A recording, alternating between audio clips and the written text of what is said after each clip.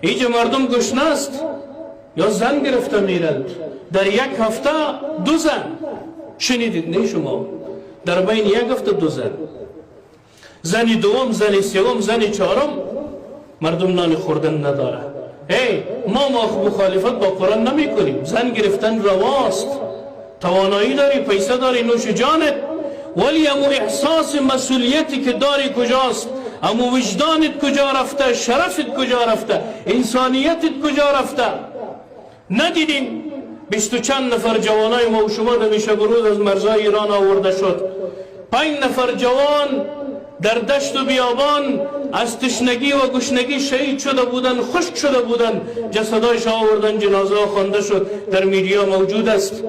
اینجا مردم از غم بیزنی، از فقر، از قرض میره ایران، ترکیه، غرق میشه، کشته میشه، گروگان گرفته میشه که یک زن بگیره و تو 3 زن و 4 زن میگیری که چی؟ خداوند اجازه کرده، صحیح است، خداوند اجازه کرده، ولی به وجدان ما و توی را محول کرده که یک چیزی ما و تو هم انسانیت و وجدان داشته باشیم. در شبان روز مردم نان خوردن نداره و مجاهد ما زن گرفته میره. این عدالت است؟ شما ببینید مردم از فقر و بیچارگی هلاک شده رایست. کسی خانه خودم میفروشه، کسی زمین خودم میفروشه که نان بخوره، کسی دختر خودم میفروشه، کسی بچه خودم میفروشه.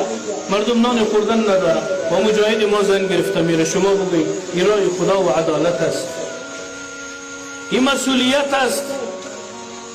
حاکم و مسئول و کلان ما باید امیر قوم ظلم بر مردم بکنه. ولسوال هستی، والی هستی، امیر المؤمنین هستی، رئیس الوزراء هستی، هر کسی که هستی، تو در قبال رعیت مسئولیت داری و اگر خیانت میکنه این شخص الا حرم الله علیه الجنه، خداوند جنت بالای شخص حرام میگرداند ولو که ملا و مجاهد باشی.